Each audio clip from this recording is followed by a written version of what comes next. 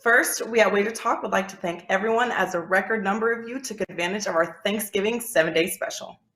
We hope you enjoyed the convenience of getting your favorite handicappers plays daily during the hectic holiday weekend, and we also know that December can be a crazy month.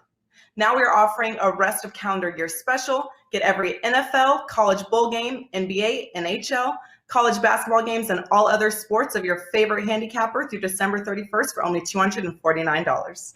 The early bird really does catch a worm for this special as it starts the day you sign up. No coupon needed. Pay only $249 today or pay $249 in a few days. The choice is simple. Let's have a great ending to 2021.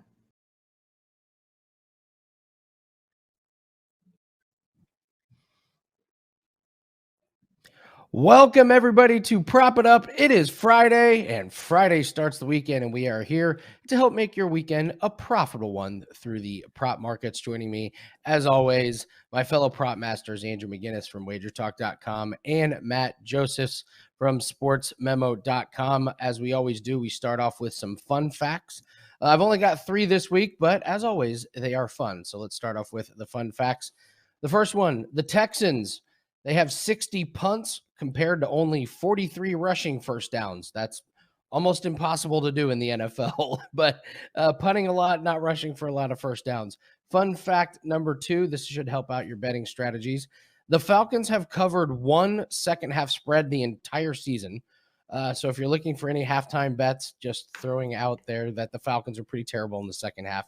And finally, we're going to the NBA. Blake Griffin is out of the rotation in Brooklyn. Before that, he had missed 22 straight 3-point shots.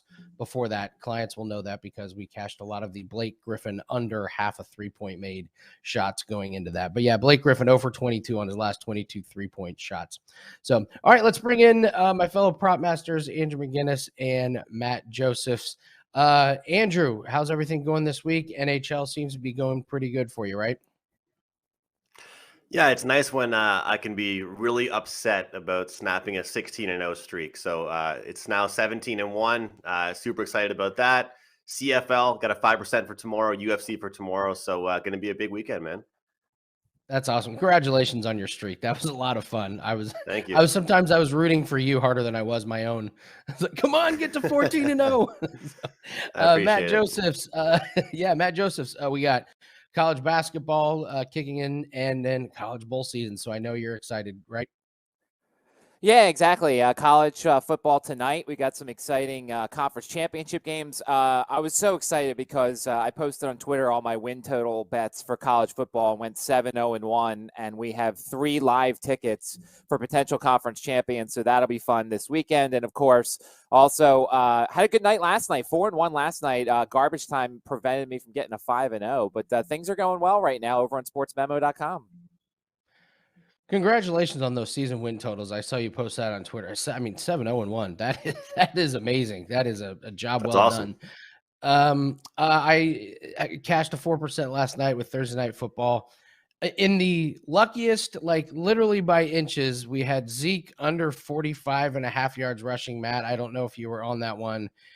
Can you explain why they bring out Zeke in the fourth quarter when they're up 2 scores and he's walking the ball to the line of scrimmage and not running it, and then they give him that incredibly scary 10-yard run with 2 minutes and some change left? Were you on Zeke? Were you watching that whole thing? I was going to be, and then I left it off last minute. But yeah, that was pretty crazy. I mean, Tony Pollard's clearly the better running back of the 2 of them, and they just won't use him as much as they should. But hey, that's what happens when you overpay for a running back nowadays.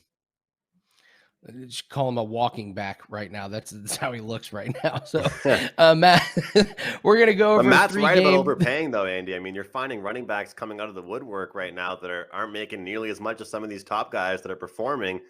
And then to your point about props, I'm not sure if it has to do with this, but you're thinking to yourself, if you're a head coach, well, we are paying that guy several $1 million more than the other guy. Maybe we should put him in there. And that could be a factor. Well, especially when you have an owner like Jerry Jones who, no, we're running Zeke into the ground. I paid good money for that. So, okay. All right. And we can't even blame McCarthy. He wasn't even there. So, all right, we're going to go over 3 NFL games from a prop betting perspective. We're going to go to Matt first. A stunner Matt has picked the Eagles game for this week to go over, and it is a humdinger. The Eagles Jets. We've got Jalen Hurts nursing a little bit of an ankle injury. I saw Miles Sanders has been upgraded to a full participant. So Matt, let's talk Eagles and Jets from a prop perspective. What do you expect this weekend? Well, I mean, look, being actually was the only one who picked my team this week between the three of us. But I mean, look, the Eagles are going to win this game, I'm assuming, and we're going to go back to looking at the Jets team total under once again. I mean, it's been a very profitable thing so far this season, but I think a lot of people are going to pay attention to the backfield for the Eagles. Miles Sanders says he's going to play. I think he will, but I just don't think he's going to have as many carries. I'll be fascinated to know what the number is for Boston Scott. I think the value is going to be with Boston Scott. And as I've talked about in past weeks, I want Miles Sanders to play. I want Miles Sanders to be available because I think we're going to get a lower number on Boston Scott, who I think is going to get 10 to 12 carries. Last week, the Eagles basically pissed away a half of football by trying to throw the ball too much with Jalen Hurts. And I think that there's just going to be a commitment to the run. You could beat the Jets on the ground. I know Miles Sanders is going to get his yards, but he's probably going to get banged up a little bit. So I think the value this week is on Boston Scott's yards. I think once again, we're going to have to look at Jalen Hurts' passing numbers. I don't think the attempts are going to be there. I don't know how much he's going to actually run depending upon how much his ankle's is hurting him. So there could be some value on the under there. It could be a little bit scary if you want to take that under. On the Jets side, look, I think Zach Wilson's going to struggle. If you notice, the Eagles have devoured bad quarterbacks so far this year. They're going to set a 1.5 number on his interceptions. They're going to make the juice too ridiculous on both directions. But if for some reason it's reasonable, I might look at the under. The Eagles just don't create a lot of turnovers, especially if it's 1.5. They'll get one, but I don't know if they're necessarily going to get two. On the Jets side, with regards to running backs and things like that, I just don't know. It's such a jumbled up mess when you look at all their skill possession guys. You can't even take their tight ends. Maybe you get a decent number on Ryan Griffin because the Eagles are so bad against tight ends. So maybe I'm looking at Ryan Griffin props, but definitely Boston Scott props in this one.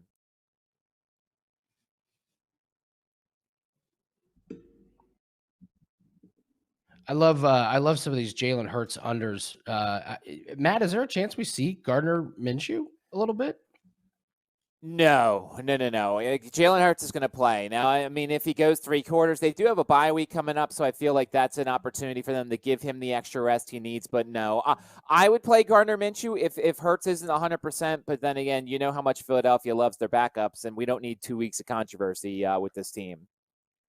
All right, sounds good. Eagles and Jets. Love the Boston Scott. Andrew, let's go to you. It's got to be a marquee matchup of the weekend. Pats and Bills. What do you like from a props perspective in this one? Yeah, this is a great game. Andy and I discussed it earlier this week, filming with Drew Martin on WagerTalk TV. But I have just a few plays I really like in this one. And one thing I wanted to mention is the weather here. Expecting really strong winds, 25 miles per hour, but snow, heavy rain, all that good stuff. So let's hope this game lives up to the hype, but it might not live up to the hype as far as scoring goes. So potentially look towards some unders, especially for some guys you're looking at for deep threats. But one guy I want to single out, and not to try and make a pun here, that I promise he wasn't intentional, Devin Singletary. Looking at him over 39.5 rushing yards, I'm willing to go a little bit higher on that. The number is starting to jump up. Obviously, more shops are starting to pop up numbers for this game in particular. But he's gone over this number every time he's played over 50% snaps. His team last week played 68%. Right now, the last month, the Patriots are 30th in yards per carry for the opponent running back. And I feel like this game is going to be decided in the trenches. It's going to be a battle. All eyes are going to be on both quarterbacks to perform and see what they can do. And everyone wants to see them make big plays. But I think this game is going to be decided by both teams' running backs. And when I look at what he can do and what he can bring, it's consistency. That's what I see out of Singletary. And I think this is a low number for him, strictly based off the amount of snaps he's been involved in, the amount of carries he's getting. But I feel like in this game in particular, it sets up for him to get it quite a bit. And I'll just say it. I do like the Patriots in this game. But as I mentioned, I feel like we're going to see a lot of dink and dunk, short passes, running. So I am going to go ahead here with Mac Jones under on his yards. The number is changing as well on that, but under 220 passing yards for him, guys. This is actually a Bills defense that's looked pretty good recently. A lot of people are kind of surprised by it just based off some of the games they've played in. The problem is they've looked good against really good teams or really bad teams. So now it's time for them to see what they can do against a Patriots team that has not taken the gas pedal off against anybody. And I discussed that with Andy and Drew earlier in the week. So be curious to see what this Bills defense can do. But I feel like game plan will be very simple for this Patriots team. That's how they win games. Long possessions, short passes. I feel like this game is decided between the trenches. Also, I haven't given out one of these plays, I don't think, all year long on Prop It Up, guys. But I'm going to go ahead here with the under 3.5 field goals in this game. You know, I like I said, strong winds in this game, not the best weather. New England's really high up there in field goals per game. They're actually number 1. And we have the Bills, I believe, 8th or 10th, somewhere in that range. But again, I feel like the weather's going to be a factor. I feel like these teams are going to have long drives, and I feel like it's going to be, the running backs punching it in for touchdowns. That's what's going to happen as far as the scoring in this game. So just a few prop plays I really do like. But the favorite one I'm looking for is the Devin Singletary rushing yard prop in this game. Nice. Yeah. It's kind of crazy. At the beginning of the year, you would have said Singletary and Moss would be the two-headed monster, not Singletary and Matt Breida. Nobody had that one. But that's fantasy football for you in 2021. So the game I want to look at is the Bears and Cardinals. May seem like an odd game to pick because we've got a lot of questions, but there's really one issue here, and or from a prop perspective that has my attention. That's the quarterback situation for the Bears. I'm not sure Justin Fields is going to be ready, and I'm not really sure why the Bears would rush him back. It said on Thursday that he actually went to practice but didn't do anything, and he's got the ribs injuries. This is a big deal for Darnell Mooney if Andy Dalton is playing. Darnell Mooney's had 2 straight games over 120 yards with Dalton at quarterback. I think it's showing the limitations that Fields has as a passer, but it's also kind of unleashed the talent that Darnell Mooney has. And Andy Dalton catches a lot of flack, and sometimes for good reason, but he's been able to get that passing game going with Mooney. So if we get confirmation that Dalton is quarterback, despite the fact that Cardinals are a pretty decent passing defense, I would really strongly look at Darnell Mooney, and I'd also look at him to score a touchdown. You're going to get really good plus money on that. The Bears have had no run game in the last couple games, 29 carries for 68 yards against the Lions on Thanksgiving. They had 92 yards against Baltimore, so there's no way you can go near an over for the Bears, but you can look at the unders. And as far as the Cardinals goes, Kyler Murray, it looks like he should be back. Keep an eye on DeAndre Hopkins. But the really big thing you got to look at for the Cardinals is James Conner has 8 touchdowns in his last 5 games, and he was scoring touchdowns even when Chase Edmonds was there. He is their unquestioned goal line and inside the 10-yard line back, and he's flourished without Edmonds there. So even if Edmonds comes back, I would not be scared to keep playing this James Conner touchdown prop. And if Edmonds isn't there, you might look at James Conner to have 2 touchdowns. I don't think they're going to want Kyler Murray running a whole lot. And if Hopkins is out, Conner could get 2 touchdowns. And if that prop hits, you're looking at a 3-1, maybe even a 4-1 type of payoff. So if Dalton plays, Andy, you've had a great read on the Cardinals, man. You've had a great read on the Cardinals. I feel like that's been your team. Matt made the joke saying that none of us have, besides Matt, covered his team. Arizona might be your team. they are. They might be the team I've hit the most on. I've really nailed it. So maybe that's why I picked this game now that I think about it. So yeah, Connor and Murray, and I'm going Murray under rushing yards. Him coming back, no way they want him running. So keep an eye on Kyler Murray on the under. So that's what I like for the Bears and the Cardinals. Andrew, what do you got going for us this weekend? A lot of sports, and I know you got a lot of plays going up. You're on that insane hockey run. So tell us what you got going on for this weekend. Yeah, like I kind of mentioned out the top, 2 5% plays actually going on the same day. So that should be kind of interesting. We got tomorrow UFC 5% play. I barely released these 5% plays, but I've been in the top rankings at WagerTalk in 4% plays pretty much all year long. So trying to finish this year on a great note. 5% play I really do like. Full analysis included in that package. And then also 5% CFL play. Cashed my winner last week. Gave out a free play. That cash as well. We are down to the conference finals in the CFL. It's going to be an outstanding. It is a pick'em game between Hamilton and Toronto. I have a 5% play on that one. And of course, Saturdays are always a huge day in the NHL. Sundays are getting there as well. That's usually where I take care of the props in the NFL. But yeah, 17-1 NHL run. Right now, you can use the coupon code AM99, get a month of NHL for $99. Great stuff. Andrew McInnis from WagerTalk.com. Matt Josephs, I know you're college heavy this weekend. Tell us what you got going on for this weekend. Yeah, we got Zappy Hour tonight as UTSA takes on Western Kentucky, and got 2 plays in that and have the college football package up. We're trying to get back to 60% once again after last year getting over 60% in college football, getting close. And college basketball, look, it's hard to sell the college basketball that I'm playing because I'm starting to play a lot of stuff the night before, and it's moving a lot the morning of. So if you want to join me for an all access, whether it's 3 or 7 days, you'll get the lines and stuff the moment I put them out. Also 8-3 in my last 3 primetime games in the NFL for props and stuff like that. So full weekend of college, pro football, and college basketball as well. Sportsmemo.com. Great stuff, Matt Joseph, sportsmemo.com. I'm Andy Lang from WagerTalk.com. I have a 5% prop up for this Sunday. Just jumped off the page. We submitted that a couple days ago, and the line is holding strong. So I've got that. Got NFL prop pack. I am on a 15-4 run in NFL props. How about that? NBA props are going good, coming off of a 4-2 night last night. So look for NBA props. Look for NFL props. And last golf tournament of 2021 is taking place. So enjoying that as they are in the Bahamas, and I am not. I'm here in Indianapolis, very close. You'll be enjoying it on your couch. Yes, you almost can't tell the difference. So, all right, let's get to our last round of topics. Matt Joseph's coming to you. Early college basketball trends and college bowl betting. Talk to us about the college marketplace. All right, so college basketball trends, at least early on, one of the things that I've loved to bet is Gonzaga first half overs. It's 4-4 so far this season. We've been saying basically the strategy is I'm playing it every time. We're just reducing and raising the unit size. Last game was, I think, an outlier. Tarleton State is one of the only teams in the country who I feel like just basically dribbles the ball up and tries to purposely kill time to prevent you from scoring. I mean, it's worked. I mean, they've covered against Gonzaga. They covered against Michigan. They've played some of the bigger teams well. So that's something to look at as we go down the line is Tarleton State maybe plays some other big teams. But Gonzaga first half overs. They've got Alabama this weekend. That's going to have a ton of points. So I'll be interested to see what that number is.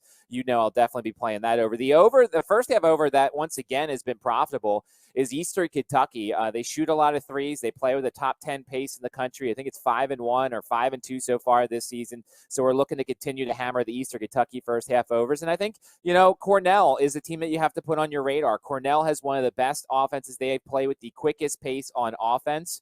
You don't necessarily expect to see that from the Ivies, but Cornell is a team you want to isolate, especially come conference play in a conference that has some teams that struggle on defense. And college bowls, look, we're going to talk more about it as we go along, but this is the first time I'll talk to you before the bowl matchups come out and the lines come out. There are 2 sets of people when it comes to bowl games. There are the people who jump right away in the lines looking for value, and I don't hate doing that. Or there's people like me who wait until really close to the game. I'm one of those people, and I've been cautious all my life when it comes to gambling. I want to make sure I get the full amount of information. I may lose a line, but I want the most amount of information. Case in point, you're going to see plenty of transfers. You're going to see plenty of people sit out. You're going to see coaching changes. You're going to see COVID situations. You're going to see all sorts of stuff. The number one thing to consider is motivation. There are good teams who don't want to be in certain bowls. There are bad teams who want to be in bowls. They actually added another bowl this year to take care of all the bowl-eligible teams. So if you're one of those people that wants to jump on this stuff quick, consider motivation, consider potential for people who may not play in the games because of bowls, because of the NFL draft or things like that. I like to wait. If you don't like to wait, just consider a couple things before jumping on a team when it comes to these bowl games. Whoa. There are coaching changes in college football. What? What? Are you serious? Crazy to think, especially if you're a team that might make the playoff and your coach jumps ship anyway and suddenly develops a fake Southern accent.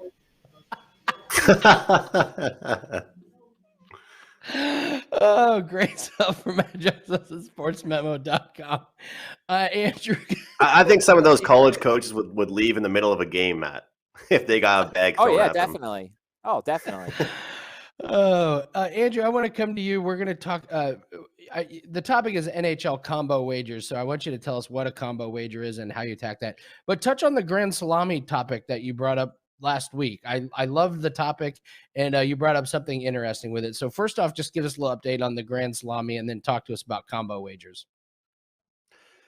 I was really happy to touch on that topic last week, the Grand Salami in the NHL, which is either the combined away goals for a team, all those teams on any given night, or the combined home goals, or the combined over/under for all teams scoring. And I'll say, Andy, this week I noticed it was either a huge over or a huge under night. Really, that there weren't really that many sweats in the NHL. I thought it was super interesting. So if you're betting the Grand Salami and you had the over, and you were involved in, you cashed that ticket, you cashed it easily. And if you had the under, well, same thing. If there was a low scoring night, it wasn't a sweat for you. So I just thought that was super interesting to mention.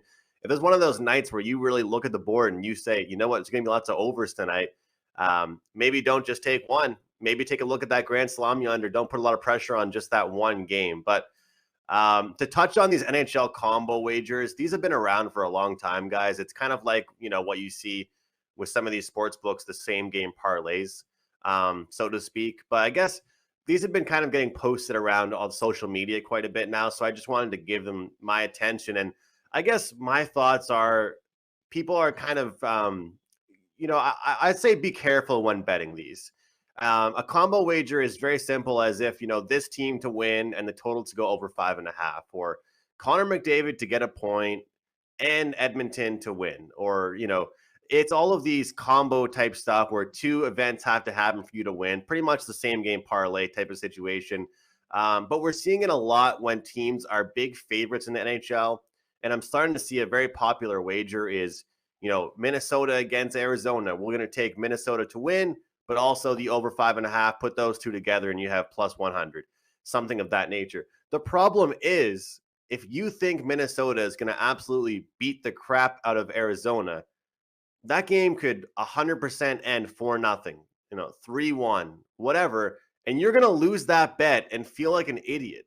And I hate to use that word, but I'm just saying, obviously none of us like to lay big juice. Nobody wants to line up to the window and say, 300, I'll do it. But maybe the regulation, maybe the puck line, maybe an alternative line. But sometimes, we always say parlays build casinos. And there's a time to maybe do a two-teamer. There's a time to look at some of this stuff. And I'm not sitting here and saying these combo wagers are not a good idea, Andy. I'm just saying to everybody out there, don't just look at these because they have better odds. I'm not trying to talk people into, playing a juice play, at a minus 145 puck line play. But be careful as to why you're looking towards an over. If you're looking at this combo where it's McDavid to get a goal and Edmonton to win, and Edmonton wins that game 5-2, and somehow McDavid's held off the scoreboard, how are you going to feel that you read that game so well, but McDavid doesn't end up scoring? So I just want people to be careful, because I feel like those are getting thrown around so much. And as you know, people chase these big odds. People want to hit that big money maker, or they want to protect their bankroll, and I understand that, but there's a reason why those odds are plus 120. It's not going to be easy. And I feel like right now people think it's kind of automatic to do these combo wagers. So the old saying, parlays build casinos. I recommend people be careful with these NHL combo wagers. They're good some nights because you are getting better prices.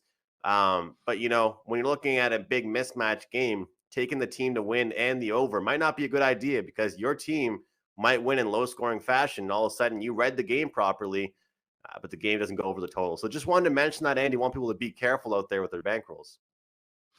Nice. Good stuff. Yeah, you're right. I mean, they're the same game parlays, just with a different name on them. So, All right.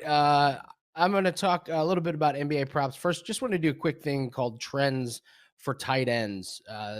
You can get some really, really good numbers on tight ends, and I'm talking about overs and unders on this. So when you're looking at tight end props, the very first thing you need to pull up and look at is how are the defenses looking with tight ends right now, because we have a big enough sample size. So, for example, the 49ers, the Patriots, and the Vikings, those are your three best defenses against tight ends. And the numbers don't necessarily reflect that every time. So if you've got a tight end that's going up against any of those three teams, look at your unders. the Eagles, Colts, and Bucks, those are the 3 worst teams defending tight ends. So when you're looking at tight ends against those teams, you can find some value in the over. I'll give you a couple examples just for this week. The Patriots, they're getting Dawson Knox. And as Andrew mentioned, the weather could be bad. So Patriots guarding Dawson Knox, you might be careful if you're looking at him for a touchdown prop or anything for his yardage or completions. The Vikings, they get TJ Hawkinson this week. They played them earlier this year. Hawkinson went 2 for 22 yards.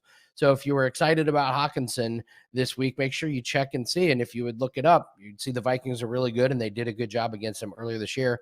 On the flip side, the Bucks, not very good against defending tight ends. They get Kyle Pitts this week early in the season. This was, I believe, week 2.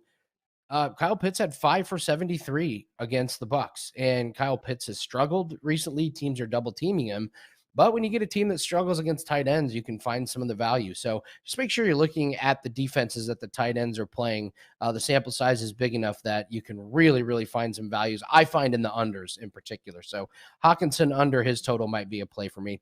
And then just really quickly on some NBA props, some things to keep your eye on.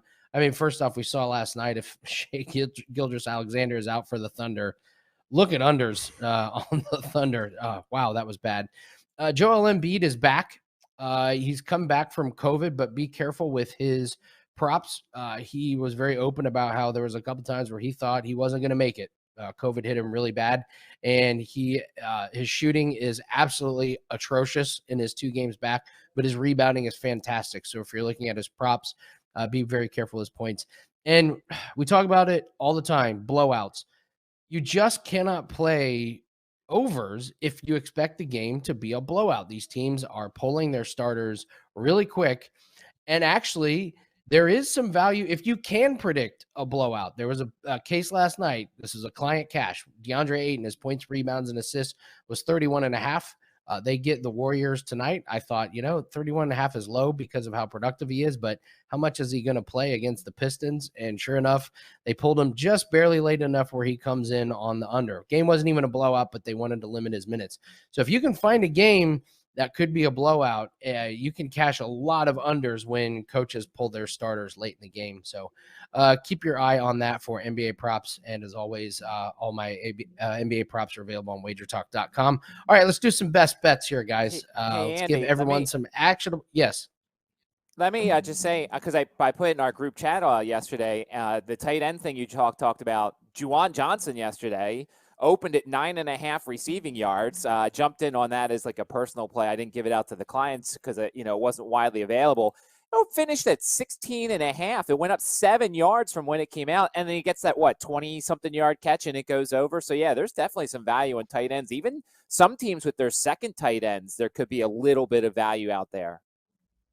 Yeah, Freiermuth, I would look at. Baltimore's not great against tight ends, and Roethlisberger's loved throwing to him, so that's another matchup. I've been finding. I'm with you. I've been finding a lot of value in the tight end bets over the last couple weeks. So, Matt, let's go to you first. Let's do some best bets. Give everyone some actionable infotainment. Your best bet for this week. We're going to Minnesota, correct? Yes, it's a simple one. I don't need a ton of analysis. The Vikings are in the top 10 in first half offense. The Lions are in the top 10, the bottom 10 of first half defense. So we're going to take over 13.5 points for the Vikings in the first half. They have a Thursday night game. Not that they're going to start pulling starters in the fourth quarter or anything, but you're probably going to get your best effort from the Vikings early on. And we get that nice, neat, tidy number of 13.5 here. So 2 touchdowns from Kirk Cousins will do it. Plus, it's a 1 o'clock game. It's not a primetime game, so Kirk Cousins will actually show up. Give me over 13.5 points in the first half of the Vikings. The Lions, this just in, aren't very good. Great analysis from Matt Joseph, sportsmemo.com. Andrew, coming to you. You're going with Mike Evans, correct? I'm going with Mike Evans, and we've talked about his touchdown scoring. I'm going to look at his receiving yards here, over 61.5 receiving yards. And this is kind of a matchup thing. He hasn't been going crazy at all this year. There's been some games where he hasn't done too well. Last week against the Colts, 3 passes for 16 yards, but a matchup thing. Against the Falcons, Evans averaged 85 receiving yards per game over his last 10 career matchups. And let's be honest, I think this is a game where we see this Buccaneers team have a great day and take advantage advantage on the Falcons defense. So I feel like he'll be a big target. And this is a weekend where I won't just be looking at him to score. I'll be looking at him to get a lot of targets and get involved quite a bit. Over 61.5 receiving yards, I feel like it's a generous number and it will move. Good stuff from Andrew McInnis from WagerTalk.com. I am going with Joe Burrow under 33.5 pass attempts. The Bengals had a bye week 3 weeks ago, and they come out of the bye, and they have been a running team, and the results have been fantastic. They dominated the Raiders, and they dominated the Steelers, both on the ground, and that's meant less passing from Burrow, which is a good thing as we're getting into these winter months. He had 29 and 24 pass attempts in those two games. This week they get the Chargers, who are the worst in the league defending the run, but fifth best defending the pass, so you can expect a very, very heavy rush offense from Mixon and Pirine. Burrow also has the second highest yards per passes thrown. So this is not a dink and dunk type of offense. It's big plays, big chunks of yards. So they use less completions to get more yards. I'm going to look for a big rushing day against the Chargers, and Burrow to have a pretty easy day, not have to do a whole lot. I think this 33.5 is a few pass attempts too high. So give me the under on that.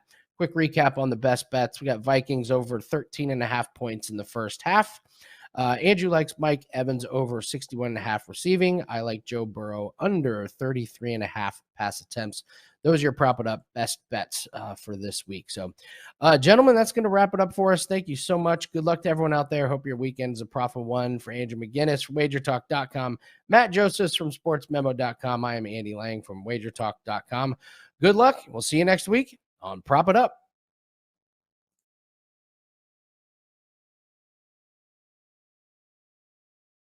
First, we at WagerTalk would like to thank everyone as a record number of you took advantage of our Thanksgiving 7-day special.